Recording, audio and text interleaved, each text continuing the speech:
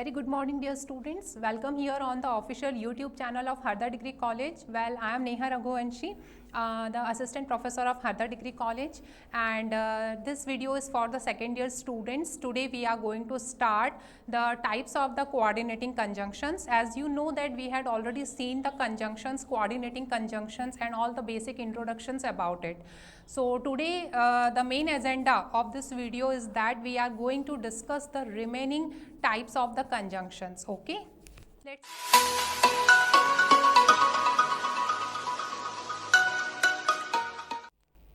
okay, so as you know that dear students, in our previous class, in our previous video, I told you about the acronym that is the fanboys. Okay, there are total the 7 types of the coordinating conjunctions. fanboys, जिसमें मैंने आपसे discuss किया था what is the meaning of the F actually, what the F stands for. तो F हमारा जो होता है that is the for, how to use it, है ना. ए जो था हमारा, ए हमारे एंड को डिनोट करता है, what is the meaning of that and how to use the and in the sentences. We had already covered and discussed in detail in our first part. So those students who could not be see my first part, I just request you to just watch my first part on the official YouTube channel of Degree College. Clear? जिसमें आपको proper coordinating conjunctions क्या होते हैं, what is the basic introduction, what is the definition of the coordinating conjunctions, है ना. ये सब मैंने वहाँ पे बहुत डिटेल में एक्सप्लेन किया है, तो आप लोग वहाँ पे ज़रूर जाके देखें. And this is the second part in which we are going to discuss the main 3 okay remaining 3 types of the conjunctions जो हम फर्स्ट पार्ट में अपना कंप्लीट नहीं कर पाए थे, तो मैं वहीं से आगे कंटिन्यू करूँगी. ओके, तो अब हम देखते हैं हमारा जो नेक्स्ट कंजंक्शन है दैट इज़ और. ठीक है, और का यूज़ हम कब करते हैं, मतलब सेंटेंस में आपको और how to use it and what is the meaning actually, है ना, इसका मीनिंग क्या है. So see, or is basically used to express an alternative or a choice between the two things. It means whenever you have the two alternatives, जब आपके पास दो options हों, दो अल्टरनेटिव्स हों और जब आपको दो चॉइसेस बतानी है ना, between the two things, in that case students we have to use or. Suppose for example, let's take an example. If someone ask, आपसे आपके कोई घर पे आता है and if somebody ask you that मुझे क्या लेना चाहिए, है ना, मतलब व्हाट शुड आई चूज़, मुझे साइंस लेना चाहिए, मुझे मतलब बायोलॉजी लेना चाहिए साइंस स्ट्रीम में, या फिर मुझे मैथमेटिक्स लेना चाहिए, मैथ साइंस लेना चाहिए. Suppose one student is very confused and that student have the two alternatives कि या तो the student can take the biology and become a doctor, or you can give the advice to that student कि ठीक है, if you are interested in the mathematics so you can take the math science also and become an IITian. ठीक है, आप IITian बन सकते हो. So in that case here we have seen there are the two choices. तो जब भी आपको दो अल्टरनेटिव्स को, दो चॉइसेस को आपस में ऐड करना है स्टूडेंट्स, उस केस में हम क्या यूज़ करते हैं और. We just describe it with a lot of examples, so each and every type of the example we will be discuss here. Just pay the attention over here. I read my first example. I would read a book or watch a movie. Okay, suppose there is tomorrow is a Sunday and on Sunday I already planned, मैंने already plan कर लिया है कि मैं क्या करूँगी. ठीक है, so I would read a book. I would read a book. First option क्या है मेरे पास, मैं बुक रीड करूँगी. This is my first alternative. And my second alternative is watch a movie. This is my second option.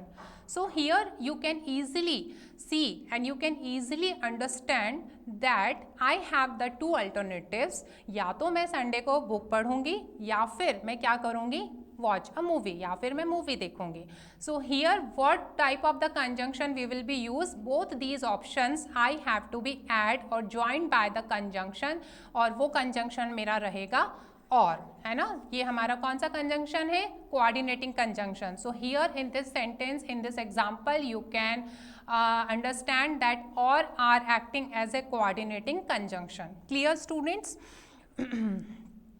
सो जब आपको दो alternatives या दो चॉइसेस को आपस में ऐड करना हो, जोड़ना हो, उस केस में हम क्या यूज़ करते हैं, और का यूज़ करते हैं. ठीक है। तो और ने हम आप देख सकते हो कि और ने हमें यहाँ पे दो चॉइसेस या दो अल्टरनेटिव्स प्रोवाइड किए हैं। Okay, my this was about the first example.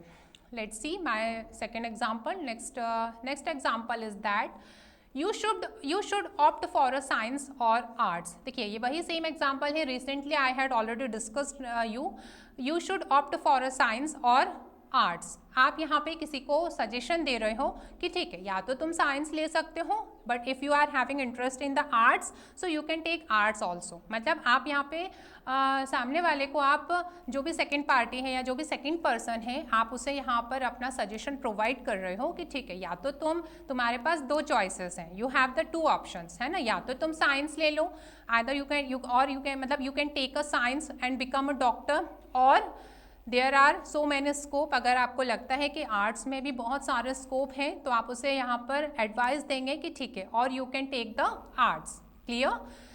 So again this was the same example in which we have the two alternative, और यहाँ पे हमने इन दोनों अल्टरनेटिव्स को ऐड किया है with help of our coordinating conjunction that is or. Now next move ahead towards our next example। should I paint my house red or blue? अब suppose I have my own house, मेरा अपना खुद का घर है और मैं चाहती हूँ कि मेरा जो घर है वो सबसे यूनिक दिखे, बिल्कुल सबसे डिफरेंट हो। पूरी कॉलोनी में जितने भी घर हैं उन सभी में मेरा घर बिल्कुल डिफरेंट हो।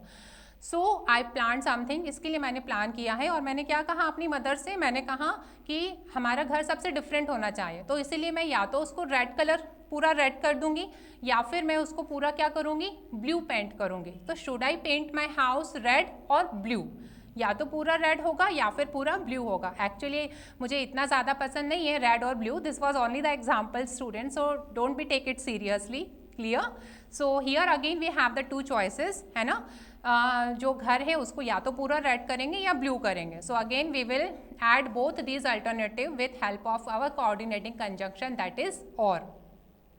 Okay, next we can go on a vacation or save the money. अब देखिए वैकेशन का टाइम है, ठीक है, वैकेशंस हैं, वैकेशन सेलिब्रेट करना है कहीं भी, तो आपके पास इसमें भी आपने दो चॉइसेस यहाँ पे इस एग्जांपल में हमें प्रोवाइड है। We can go on a vacation, कि या तो हम वैकेशन में जा सकते हैं, मतलब बिल्कुल लेशर टाइम है, बिल्कुल फ्री हैं, तो यहाँ पे प्लान किया गया है। फर्स्ट ऑप्शन है कि या तो हम वैकेशन पे जा सकते हैं।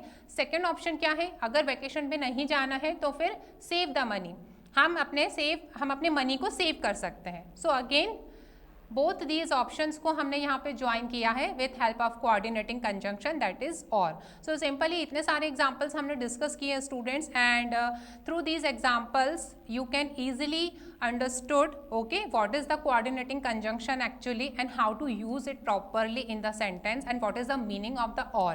देखिए ये समझना बहुत ज़रूरी है, it is very very important to understand कि आपको जो भी आप conjunction use कर रहे हो, whatever conjunction you use in the sentence, what is the meaning of that conjunction, okay, and how to use it properly। जब तक आपको ये समझ में नहीं आएगा it will be difficult for you. Okay, so just keep practicing students and keep learning. जितना ज़्यादा आप प्रैक्टिस करेंगे and just practice with lot of examples, okay, so it will be very easy for you, और आप easily बिना किसी आप mistake के उसको आप समझ सकते हैं। तो just try to focus always upon the concept. Clear?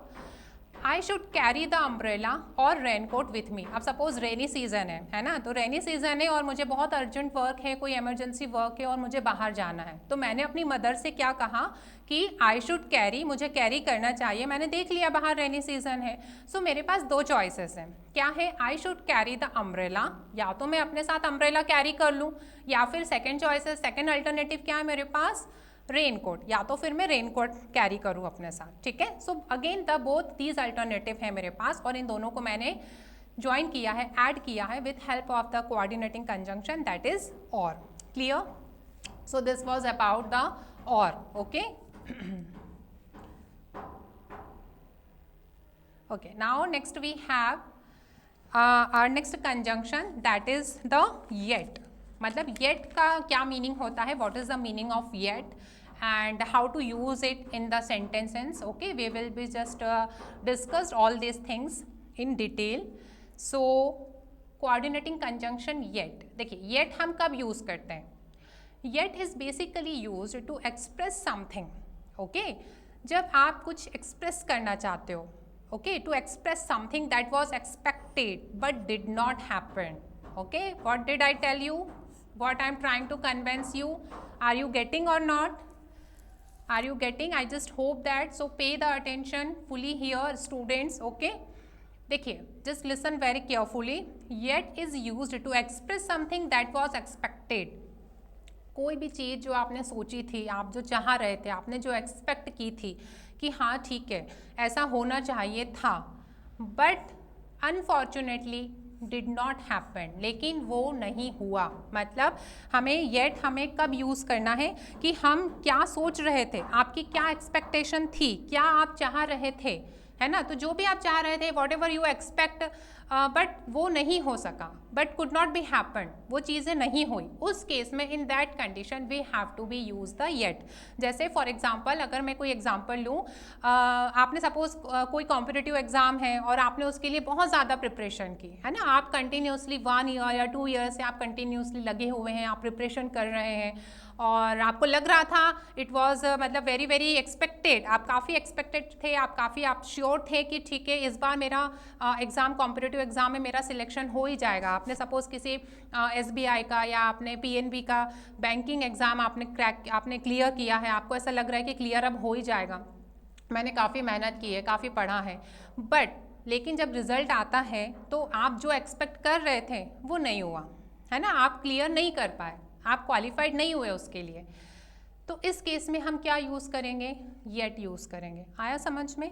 तो yet is basically used to express something that you was expected but could not be happen. Okay, so let's take an example, another example. और भी examples हैं मेरे पास, so don't worry students. Okay.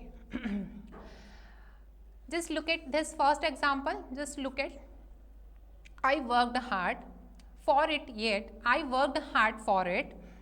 अब यहाँ पे अभी मैं ब्लैंक रखती हूँ, ठीक है. could not succeed. I worked hard for it. मैंने काफ़ी मेहनत की, है ना. मतलब आप इस सेंटेंस को उसी एग्जाम्पल से आप रिलेवेंट कर सकते हो जो अभी मैंने आपको दिया. I worked hard for it मतलब क्या था कि ठीक है आपने काफ़ी हार्ड वर्क किया, है ना. You worked very hard. तो एक्सपेक्टेशन क्या थी कि जब आपने हार्ड वर्क किया है किसी एग्ज़ाम के लिए तो डेफिनेटली आपको लग रहा है कि ठीक है मेरे 70-80% तो मेरे आ ही जाएंगे, बट हुआ क्या. मतलब आप पहले श्योर थे कि यार मैंने हार्ड वर्क किया है, मेरे इतने % आ जाएंगे, definitely I will get the success. But actually क्या हुआ, मिली क्या आपको सक्सेस? नहीं. पर फिर भी, है ना, येट कुड नॉट सक्सेड. मतलब I worked hard for it, मैंने इसके लिए काफ़ी मेहनत की लेकिन फिर भी मैं सक्सेस नहीं हो पाया. तो इस केस में हमने इसे मतलब ज्वाइन किया है with help of our coordinating conjunction जो है हमारा येट. क्लियर? तो अगेन मतलब what the thing you expected here but it could not be happen, लेकिन ये चीज़ यहाँ नहीं हुई. जबकि क्या सोच रहे थे आप कि I worked hard so definitely you will get the success, but हुआ क्या? No. So yet could not be succeed, लेकिन फिर भी मैं सक्सेस नहीं हो पाया. Clear? Okay. Second, one more thing students, आप इसे ऐसे भी समझ सकते हैं, है ना. येट का ये तो ठीक है, मैंने आपको क्लियर बता दिया कि येट हमें कब यूज़ करना है, what is the meaning of it and how to use it in the sentence. There is another option also, you can understand by this way, despite of something. Despite of something मतलब इतना कुछ होने के बाद भी ऐसा नहीं हुआ, उस केस में भी आपको येट यूज़ करना है. ठीक है, don't worry, we will discuss with a lot of examples, so things will be more clear to you. Okay, the weather was the weather was cold dash bright and sunny. अब देखिए ये example को try to understand this example. The weather was cold, जो weather था काफ़ी cold था, मतलब मुझे काफ़ी ठंड लग रही थी. ठीक है, वेदर वॉज कोल्ड. तो एक्सपेक्टेशन क्या होंगी मेरी कि जब वेदर कोल्ड है सो इट विल बी क्लाउडी होगा वेदर काफ़ी. ठीक है, सनी नहीं होगा, बहुत ज़्यादा ब्राइटी नहीं होगा. लेकिन जब मैं बाहर निकली, है ना, व्हेन आई केम आउटसाइड, जब मैं बाहर आई तब मैंने देखा कि यार बाहर तो बहुत ज़्यादा बिल्कुल ब्राइट है, जो डे है, day was very bright and day was very Sunny. तो आप यहाँ पे देखोगे कि मेरी जो एक्सपेक्टेशन थी उसके जस्ट अपोजिट यहाँ पे जो डे था वो बहुत ज़्यादा ब्राइट था और सनी था. So weather was cold yet bright and sunny. Or you can say that, आप इसे और क्या बोल सकते हैं? So despite the weather was cold, it was bright and sunny day. ठीक है, मतलब ठंड लग रही थी, सो हमारा एक्सपेक्टेशन था कि वेदर वॉज वेरी क्लाउडी होगा. ठीक है, बट मेरी जो एक्सपेक्टेशन थी वो हुआ क्या यहाँ पे? नहीं. वेदर कैसा था? Yet weather was very bright and sunny. Okay, next. Charu plays the chess very well yet her favourite sport is football. अब यहाँ पे this first sentence is look at here, Charu plays chess very well. मतलब हम यहाँ पे हमें पता है कि जो चारू है वो चेस बहुत अच्छे से खेलती हैं. तो मेरी एक्सपेक्टेशन क्या होगी कि डेफिनेटली वो जब चेस इतने अच्छे से खेलती हैं तो उसका जो फेवरेट स्पोर्ट होगा वो भी क्या होगा? चेस ही होगा, है ना, डेफिनेटली. लेकिन ऐसा नहीं हुआ. लेकिन yet her favourite sport is football. Okay, मतलब चारू जो है वो चेस तो बहुत अच्छा खेलती है, लेकिन फिर भी उसका जो फेवरेट स्पोर्ट है वो क्या है? फुटबॉल है. क्लियर? मतलब whatever the thing we expected over here but did not be happen, in that case we have to use yet. Okay, बहुत सिंपल सी बात है, सिर्फ इतना आपको समझना है. Clear? Okay, next. I always buy a book to read, yet I never turn a single page. Okay, I always buy a book to read. अब सपोज मेरे घर पे कोई मेरी फ्रेंड आते हैं या कोई मेरे रिलेटिव आते हैं और वो मुझसे पूछते हैं जनरली व्हाट यू डू, है ना, तो मैं, या तुम्हारी हॉबीज़ क्या है, तो मैं उनसे कहूँगी कि ठीक है, मैं तो बहुत सारी, मुझे बुक्स पढ़ना बहुत पसंद है, मैं काफ़ी बुक्स खरीदती हूँ. I always buy a book to read. मैं हमेशा बुक्स परचेस करती हूँ, खरीदती हूँ टू रीड, है ना, अपनी बुक्स को रीड करना मुझे बहुत पसंद है. So I always prefer to buy the book to read. मैं हमेशा बुक लेती रहती हूँ, परचेस करती रहती हूँ, हमेशा बुक खरीदती हूँ पढ़ने के लिए. तो सामने वाले को क्या एक्सपेक्टेशन होगी कि ठीक है यार, ये इतनी बुक्स खरीदती है डेफिनेटली, तो ये काफ़ी पेजेस, ये मतलब इसने काफ़ी बुक्स इसने पढ़ ली होगी, है ना. बट लेकिन एक्सपेक्टेशन के जस्ट मैं यहाँ पे कॉन्ट्रास्ट अगर मैं देखूँ तो क्या है मेरा आगे का example? Yet I never turn a single page. लेकिन फिर भी मैंने अभी तक उसका सिंगल पेज भी टर्न नहीं किया है. क्लियर? सो आप देख सकते हैं यहाँ पे जो एक्सपेक्टेड था, लेकिन जस्ट उसी के अपोजिट कंडीशन यहाँ पे मुझे आगे एग्जाम्पल में गिवन है. इसलिए हम यहाँ पे क्या यूज़ करेंगे, क्या प्रेफर करेंगे? Yet. Clear? I always buy a book to read, yet I never turn a single page. मैं हमेशा बुक खरीदती रहती हूँ पढ़ने के लिए, लेकिन फिर भी मैंने आज तक अभी तक उसका सिंगल पेज भी टर्न नहीं किया है. तो जैसी एक्सपेक्टेशन थी वो काम यहाँ पे आगे फर्दर वो एक्शन नहीं हुई है. क्लियर? उस केस में हमें यहाँ पे येट का यूज़ करना है. Okay, the last but not the least. Okay, so listen it again very carefully. She is overweight and feels sad. She is overweight and feels sad, yet she eats a lot of junk food. अब देखिए, just look at the first part of the sentence. In the first part of the sentence, what did I tell? मैंने आपको क्या बताया? She is overweight. वो काफ़ी overweight है.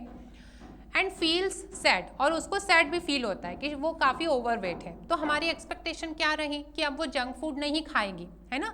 She will be prefer to eat the some healthy diet, है ना, fruits हो गए, जूस हो गया, वो जंक फूड वगैरह नहीं लेगी. ये हम एक्सपेक्टेशन कर रहे थे क्योंकि वो काफ़ी ओवरवेट है और वो शी फील्स सैड, वो सैड भी फील करती हैं. लेकिन फिर भी yet she Yeats a lot of junk food. लेकिन उसके बाद भी, लेकिन फिर भी वो क्या करती है? वो लॉट ऑफ जंक फूड खाना पसंद करती है. Okay, clear students? सो यहाँ पे जो हमें एक्सपेक्टेशन थी वैसा हुआ क्या? नो, हमें एक्सपेक्टेशन थी कि she will not prefer the junk food now, but still yet she Yeats a lot of junk food. लेकिन फिर भी वो काफ़ी जंक फूड खाना पसंद करती है या वो खाती है. Okay, so in that case we have to use yet. मतलब कोई भी ऐसी चीज़ जो आप एक्सपेक्ट करते हो लेकिन वो अनफॉर्चुनेटली अगर, या जो भी है, वो थिंग्स नॉट हैपन, वो चीज़ें नहीं होती हैं, उस केस में हमें यहाँ पे सेंटेंस में येट यूज़ करना है. Clear? Okay, so this was all about the yet. Now next conjunction, just move towards our next conjunction.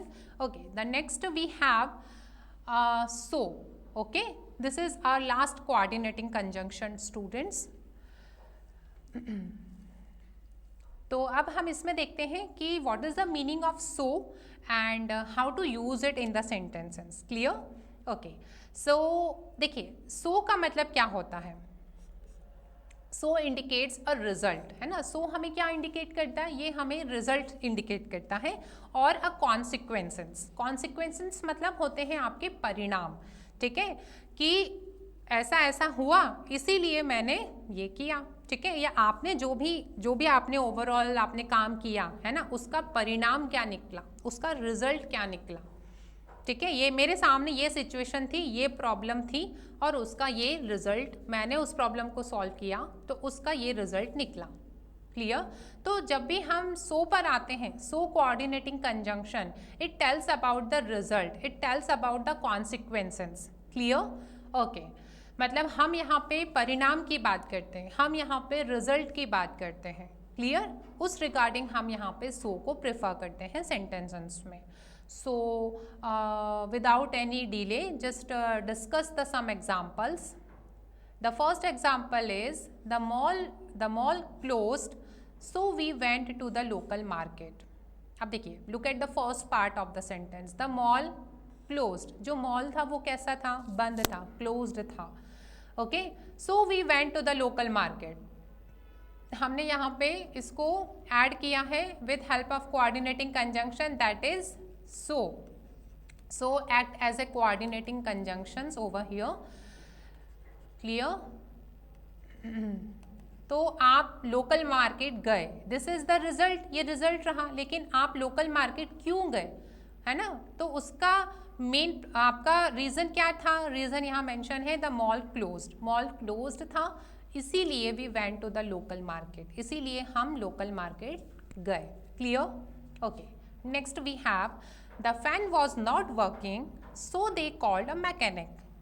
अब देखिए, mechanic, so they called a mechanic, mechanic को क्यों बुलाया, because what was the reason, है ना, तो the fan was not working, मतलब जो फैन है, फैन वॉज नॉट वर्किंग, इसीलिए मैकेनिक को बुलाया गया, so they called a mechanic. So again here in this example, so act as a coordinating conjunction. Clear. मतलब आप देख रहे हो in the first and the second part, okay, second part में आपको यहाँ पे रिजल्ट मेंशन है ना, दे कॉल्ड अ मैकेनिक, तो दिस इज द रिजल्ट, और वो क्यों बुलाया उसका रीजन आपको यहाँ पे फर्स्ट पार्ट ऑफ सेंटेंस में मिलेगा। क्लियर। और इन दोनों को हमने यहाँ पर ऐड किया है with help of coordinating conjunction, that is so मतलब जब भी हम सो की बात करते हैं स्टूडेंट्स, तो it always be used in terms of the consequences or regarding the result of something. Clear? कि ऐसा ऐसा किया तो ऐसा ऐसा हुआ। Okay, next we have my mother was not well, so I went to buy the groceries. अब देखिए, मतलब मैं कभी ग्रॉसरीज लेने नहीं जाती हूँ, लेकिन अगर मेरे किसी रिलेटिव ने मुझे एक दिन देख लिया कि यार ये तो कभी नहीं आती है, लेकिन ये आज ग्रॉसरीज लेने आई है, तो मैं क्यों आई हूँ, मतलब ये रिजल्ट है कि आज मुझे आना पड़ा ग्रॉसरीज लेने, है ना। मैं जस्ट एग्जांपल दे रही हूँ, I am giving the example, but उसका मेन रीज़न क्या था, तो my mother was not well, है ना, मेरी मदर ठीक नहीं, उनकी तबीयत ठीक नहीं थी, my mother was not well, she was not feeling comfortable, so इसीलिए I went to buy the groceries, इसीलिए मुझे जाना पड़ा ग्रॉसरीज बाय करने के लिए। Clear. Okay, so again this was the result or the consequences. Clear? The car had no petrol, so इसीलिए we went to the petrol pump. Okay, suppose I went somewhere with my friends and हम काफ़ी late हो गए, तो my mother just asked me कि why did you very late, है ना, तुम लोग इतने लेट क्यों हो गए, you are coming very late. तो रीज़न क्या था, कार हैड नो पेट्रोल, है ना, ये हमारा रीज़न था, the car had no petrol, इसीलिए we went to the petrol pump, तो उसका रिजल्ट क्या हुआ, हमें पेट्रोल पंप जाना पड़ा, और इसी चक्कर में हम लोग आने में फिर लेट हो गए। Clear. So whenever you read the sentence and students just pay the attention and try to understand the action which is happening or had happened in the first part of the sentence, और जब भी second part of the sentence में उसका consequences given हो, result given हो, उस case में हमें यहाँ पर सो का यूज़ करना है। क्लियर। आर यू गेटिंग ना, आर यू गेटिंग और नॉट, ऐसा नहीं होना चाहिए कि बस मैं आपको एक्सप्लेन कर रही हूँ और बस सुन रहे हैं, ठीक है, you have to capture, you have to understand, this is also very very important. Clear. Okay, Rahul coordinated with the clients, so he was made the head of the project. अब देखिए, राहुल ने कोऑर्डिनेटेड किया उसके क्लाइंट्स के साथ, इसीलिए ही was made the head of the project, इसीलिए राहुल को प्रोजेक्ट का जो है हेड बना दिया गया, है ना। अब बाकी लोग सोच रहे होंगे कि राहुल को ही क्यों बनाया गया, मतलब रिजल्ट क्या निकला, what is the consequences and result, कि Rahul was made the head of the project. Okay, manager had selected only to the Rahul और उसको बिल्कुल प्रोजेक्ट का हेड बना दिया। बट रीज़न क्या रहा, क्यों, Rahul coordinated with the clients, Rahul ने क्लाइंट्स के साथ काफ़ी कोऑर्डिनेशन भी किया, कोऑर्डिनेटेड रहा, काफ़ी सपोर्टिव रहा, ठीक है, और उसी के अकॉर्डिंगली इसीलिए उसका रिजल्ट ये निकला, उसका कॉन्सिक्वेंसेस ये रहा कि Rahul become finally the head of the project. Clear? Okay, so it was about the coordinating conjunctions in which we had covered all types of the coordinating conjunction students. I hope that this video is very fruitful for you. Clear? So in the next part, जब भी हम अभी next part हमारा English का होगा, उस case में हम लोग सब coordinating conjunctions देखेंगे, ठीक है। एक आपको मैं जाने से पहले एक क्वेश्चन देकर जा रही हूँ, just note down your question, okay, और आप लोग इसका आंसर मुझे कमेंट में भी कर सकते हैं। The groceries store was out of chillies dash I borrowed some from my neighbour, just note down, the grocery store was out of chillies dash I borrowed some from my neighbour. Okay, so this was about our coordinating conjunctions. Keep practicing, keep learning, and now I am going to signing off. Thank you. Have a great day.